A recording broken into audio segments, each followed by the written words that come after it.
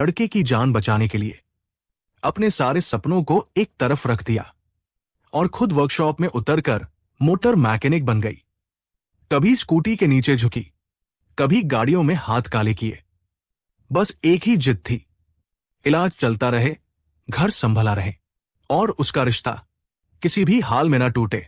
उसने दर्द को छुपाकर मुस्कुराना सीख लिया और थकावट को ताकत बना लिया। उसे यकीन था जब वो ठीक होगा तो सब पहले जैसा हो जाएगा। लेकिन किस्मत को शायद कुछ और ही मंजूर था। ये सच्ची कहानी दिल को झकझोर देने वाली है, क्योंकि आगे जो होने वाला है वो आज के समाज की कड़वी सच्चाई भी है। पूरा सच जानने के लिए वीडियो को आखिर तक जरूर देखें। साथ ही वीडियो पर लाइक करें, चैनल को सब्सक्राइब करें और कमेंट में अपना और अपने शहर का नाम जरूर लिखें। दोस्तों, ये सच्ची कहानी है शिखा की। उत्तराखंड के हल्द्वानी शहर की एक सीधी सादी लड़की जो पढ़ाई में तेज थी, दिल से मजबूत थी और इरादों से कभी हार नहीं मानती थी। कॉलेज में जाते वक्त उसकी नजर एक लड़के पर पड़ी जो शहर के ही एक बाइक रिपेयरिंग दुकान पर काम करता था। नाम था उसका राज।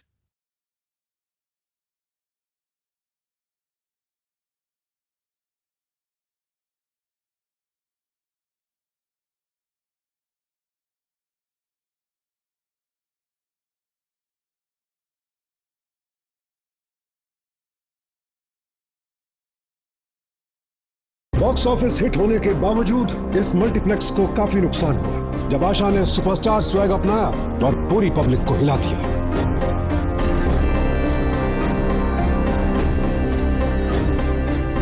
मिम साहब, यहाँ फिल्म देखते हो या फिल्म स्टार बनने के सपने? जब मिंत्रा पे हजारों सेलेब लुक्स हैं, तो कोई फिल्म स्टार जैसा क्यों ना दिखे? मिंत्रा से कपड़े? बड़े घरवाली होगी। अरे नहीं, सिर्फ 999 में। हजारों सेलेब लुक्स, वो भी 999 में। इसलिए संभल के रहना दोस्तों। मिंत्रा के साथ फैशन विद कॉशन। पास के गांव बनकटिया का रहने वाला था। राज देखने में अच्छा था, हंसमुख था और सबसे बड़ी बात मेहनती था।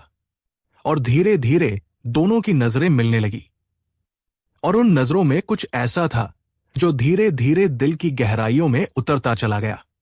कुछ हफ्ते बीते, फिर एक दिन शिखा ने खुद चलकर राज से सवाल पूछ लिया, तुम रोज मुझे ऐसे देखते क्यों हो? और उस सवाल में जितनी मासूमियत थी उतनी ही इजाजत भी थी कि वो लड़का अपने दिल की बात कह सके। राज ने हिम्मत की और सच्चाई के साथ कह दिया, मुझे नहीं पता कि तुम्हारे अंदर क्या है, पर जब से तुम्हें देखा है नींद नहीं आती, सपनों में भी बस तुम ही नजर आती हो। शिखा ने जवाब नहीं दिया, लेकिन उसकी आंखों की मुस्कान ने सब कह दिया।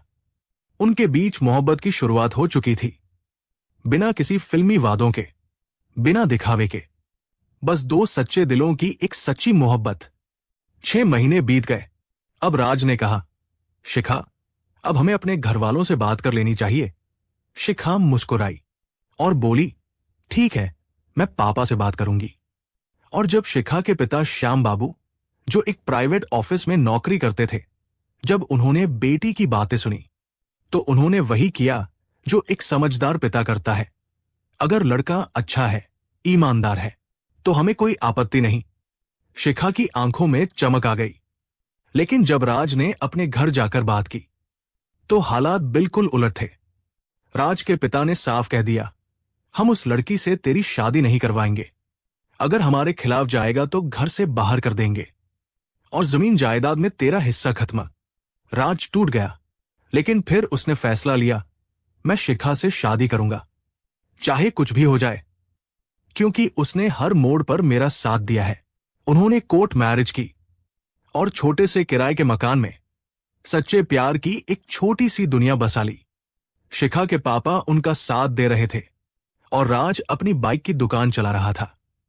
अब वो मुस्कुराहट कम और जिम्मेदारियां ज्यादा हो गई थी। शिखा कॉलेज खत्म कर चुकी थी और अब सरकारी नौकरी की तैयारी कर रही थी और दोनों मिलकर धीरे धीरे जिंदगी को पटरी पर ला रहे थे। कुछ वक्त और बीता, सब कुछ ठीक चल रहा था। शिखा अपनी किताबों में और राज अपनी दुकान में, दोनों अपनी दुनिया में व्यस्त थे। लेकिन किस्मत को कुछ और ही मंजूर था। एक रात जब राज दुकान बंद कर अपनी बाइक से घर लौट रहा था, तभी शहर की चौड़ी सड़क पर एक तेज रफ्तार कार ने उसे जोर से टक्कर मार दी। राज हवा में उछलकर दूर जा गिरा और फिर वही रोड किनारे बेहोश पड़ा रहा। लोगों ने देखा, भीड़ जमा हुई, किसी ने पहचान कर फोन किया और शिखा, जो उस वक्त अपनी किताबों में डूबी थी, उसे जब फोन आया कि राज का एक्सीडेंट हो गया है, तो जैसे किसी ने उसकी रूह को झकझोर दिया। कांपते हाथों से उसके फोन गिर गया और बिना कुछ सोचे सीधा अस्पताल भागी।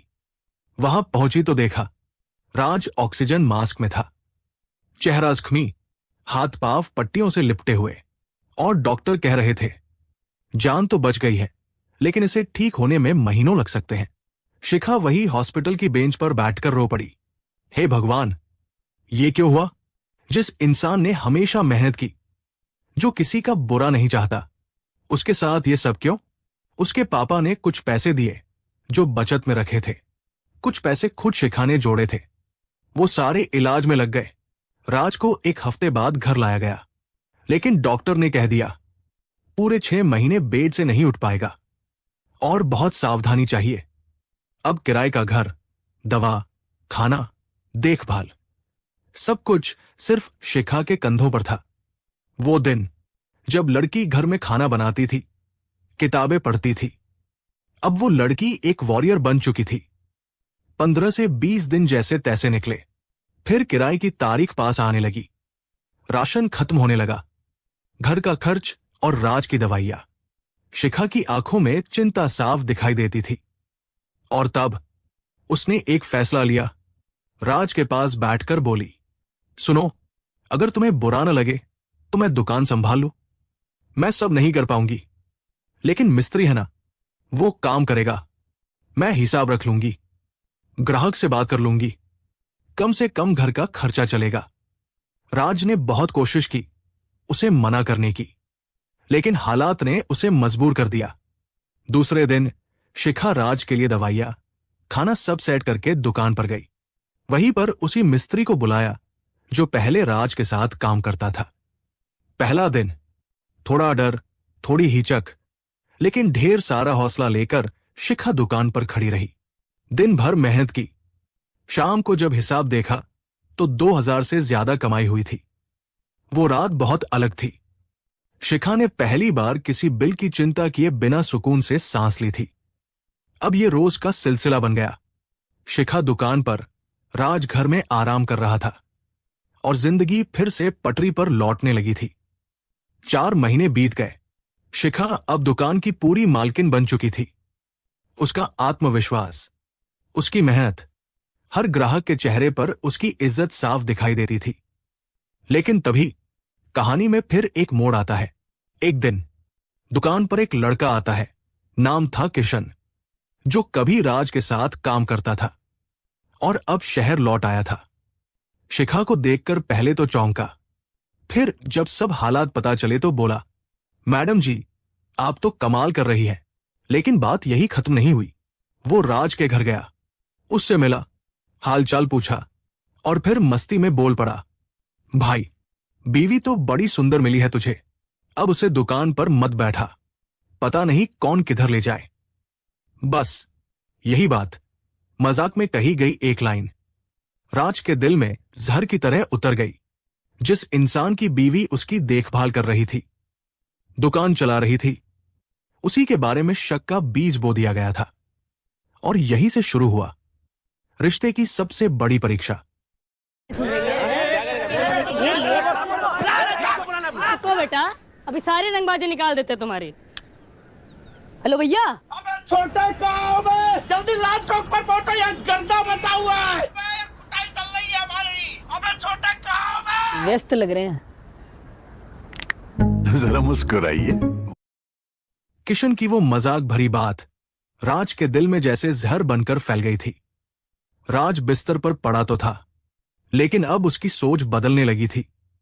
हर उस पल को जब शिखा दुकान पर गई होती थी, वो शक की नजरों से सोचने लगा था, कहीं कोई उससे ज्यादा बात तो नहीं करता, कहीं दुकान पर उसके हंसने को लोग गलत तो नहीं समझते, कहीं वो किसी और से। और ये कहीं कहीं की सोच ने एक दीवार खड़ी कर दी राज और शिखा के बीच। शिखा पहले की ही तरह प्यार से उसकी सेवा कर रही थी, लेकिन अब राज के चेहरे पर मुस्कान की जगह खामोशी थी और नजरें सवाल करने लगी थी। कुछ दिनों बाद राज के घर वाले आए, जो पहले तक उसके फैसलों से नाराज थे, अब उसके हालात देखकर अजीब सी हमदर्दी दिखाने लगे। उन्होंने भी वही जहर परोसा जो किशन ने बोया था। बेटा, हमने तो पहले ही कहा था, लड़की भले हो, लेकिन ज्यादा खुले हाथ न देना। लोग क्या क्या सोचेंगे। लड़की दुकान संभाल रही है, लोग बातें बना रहे हैं। राज सुनता रहा, लेकिन अब उसका दिल भी वही मानने लगा था। और फिर एक दिन जब वो ठीक होकर पहली बार दुकान पर गया, तो देखा कि शिखा ग्राहकों से मुस्कुराकर बात कर रही है। सब उसे मैडम कहकर संबोधित कर रहे हैं। वो पल उसके अंदर के टूटे हुए विश्वास को आखिरी चोट दे गया। शाम को घर लौटा तो उसकी आंखों में वही शक था, वही अनकहा इल्जाम जो बिना कुछ कहे रिश्तों को जला देता है। शिखा ने पूछा, क्या बात है, तुम्हारे चेहरे पर तनाव क्यों है? राज चुप रहा। फिर कुछ देर बाद उसने धीरे से कहा, शिखा, अब मुझसे और नहीं सहा जाता। मुझे लगता है हम दोनों को अलग हो जाना चाहिए। शिखा सन्न रह गई।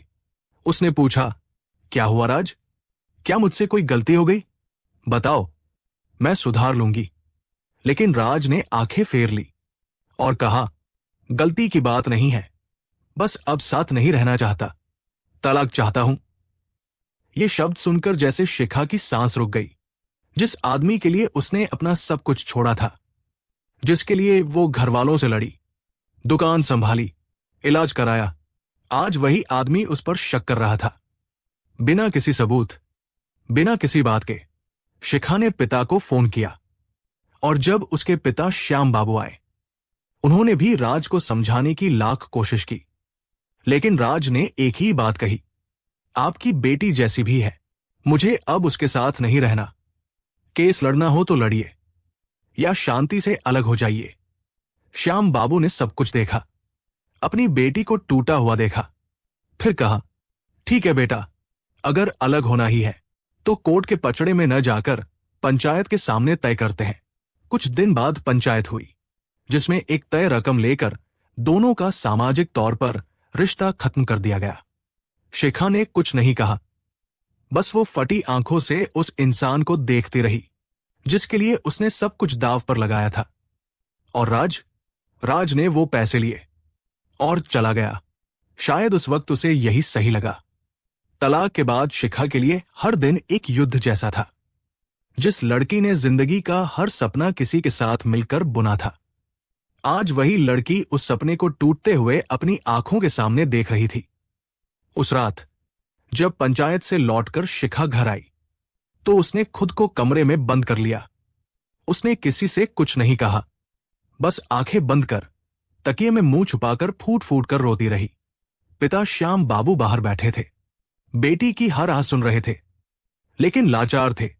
सुबह जब शिखा बाहर आई तो उसकी आंखें सूजी हुई थी, लेकिन चेहरा मजबूत था। उसने पापा से कहा, पापा, अब मैं किसी पर बोझ बनकर नहीं रहूंगी। जिस पेशे के कारण मेरा रिश्ता टूटा है, उसी पेशे से मैं अपनी पहचान बनाऊंगी। श्याम बाबू ने कहा, बेटा, ये दुनिया आसान नहीं है। वर्कशॉप खोलना, दुकान चलाना, ये तुझसे न हो पाएगा। लेकिन शिखा मुस्कुराई और बोली, पापा, मैं उस दुकान को 6 महीने तक चलाकर आई हूं। वो मेरा अनुभव नहीं, मेरा आत्मबल है, और अब मैं किसी के भरोसे नहीं, खुद के दम पर जीऊंगी। पार्टी में किसी ने नोटिस नहीं किया तुम्हारा एसी? अच्छा, लेट्स सी। तुम्हारा चीज प्लेटर तो कोई देख ही नहीं रहा। रोहन तो तारीफ कर रहा था। झूठा। और ये सेल्फी तो। और फिर कुछ हफ्तों बाद हल्द्वानी शहर के बीचों बीच एक बड़ी वर्कशॉप की शुरुआत हुई। नाम था शिखा मोटर्स। 20 साल के लिए ली गई एक जमीन पर उसने एक बड़ा गैरेज बनवाया। बाइक, स्कूटी, कार, हर तरह की सर्विसिंग और रिपेयरिंग का पूरा सिस्टम। उसके नीचे काम करने वाले थे 10 से 12 युवक, जो उसे मैडम कहकर सम्मान देते थे और उसके मेहनत के कायल थे। शिखा अब सिर्फ एक औरत नहीं थी, वो मिसाल बन चुकी थी उन तमाम औरतों के लिए जिनकी दुनिया किसी के शक या फैसले से टूट जाती है। वो दिन रात मेहनत करती, दुकान संभालती, घर भी, और 5 साल में उसने इतना कुछ कमा लिया कि जिस जमीन पर उसका वर्कशॉप था वो भी उसने खरीद ली। अब वो किराएदार नहीं थी, उस जगह की मालकिन थी। लेकिन उसके मन का एक कोना अब भी खाली था। कभी कभी दुकान के कोने में बैठकर वो उन दिनों को याद करती थी जब राज ने उसका हाथ थामा था और फिर बिना कुछ कहे छोड़ भी दिया था। वो चाहती तो दूसरी शादी कर सकती थी, लेकिन उसने साफ कह दिया था, जिस इंसान के लिए मैंने सब कुछ छोड़ा, जब वो ही मुझसे सच्चा नहीं निकला तो अब किसी और से कोई उम्मीद क्यों रखूं।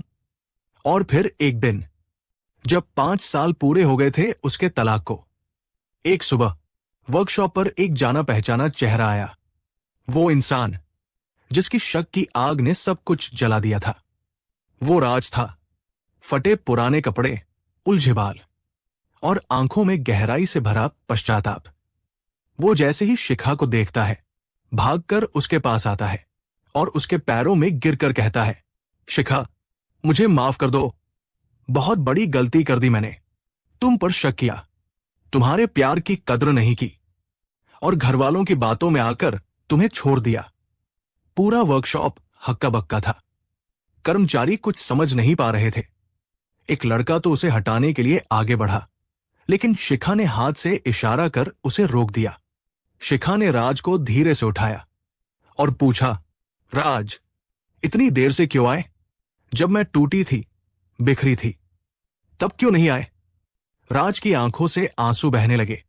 शिखा, जब तक तुम थी तब तक मुझे तुम्हारी अहमियत नहीं समझ आई, लेकिन जब तुम नहीं रही तो मैंने खुद को खो दिया। घरवालों ने प्रॉपर्टी के लालच में सब कुछ बेच दिया और मुझे एक कोने में फेंक दिया। तुम्हारे बारे में पता चला कि तुमने दोबारा शादी नहीं की, तब जाकर मेरी रूह कांप उठी।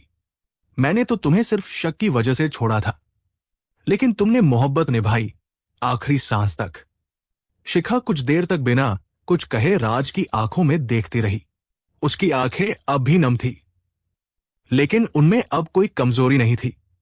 वो अब वही शिखा नहीं थी जो कभी किसी के भरोसे जिया करती थी। वो अब खुद अपनी दुनिया की रचयिता थी। धीरे से उसने कहा, राज, अगर उस दिन तुम मुझसे एक बार भी सवाल कर लेते तो शायद आज बात यहां तक ना आती। तुम्हें शक था, लेकिन तुमने मुझसे कभी पूछा नहीं। तुम्हारे घर वालों ने जहर बोया और तुमने उस जहर को पी भी लिया, और अब जब तुम्हारे पास कुछ नहीं बचा तो तुम मेरे पास लौट कर आए हो। राज ने आंखें झुका ली। शिखा, मैं जानता हूं कि मैं तुम्हारे काबिल नहीं रहा, पर मुझे एक बार, सिर्फ एक बार फिर से वो प्यार चाहिए जिसने मुझे इंसान बनाया था, वरना अब मैं कहीं का नहीं रहा। शिखा का दिल कांप उठा। कितनी बार उसने अकेले रातों में अपने टूटे हुए सपनों को सीने से लगाया था। कितनी बार खुद को यही समझाया था कि शायद राज को एक दिन पछतावा जरूर होगा। और आज वही दिन सामने खड़ा था। शिखा ने अपनी आंखें पोंछी, फिर एक लंबी सांस लेकर कहा, राज, मैं तुम्हें माफ करती हूं, क्योंकि मैंने मोहब्बत की थी और मोहब्बत में नफरत की कोई जगह नहीं होती। लेकिन अब मैं दोबारा वो दर्द नहीं जी सकती जिसे मैं सालों तक अकेले सीती रही हूं। तुम्हारा पछतावा तुम्हारा है और मेरी जंग मेरी थी। अब मैं तुम्हारे साथ नहीं, अपनी इज्जत और आत्मसम्मान के साथ जीऊंगी। राज फिर पैरों में गिरने की कोशिश करता है, लेकिन शिखा उसे कंधों से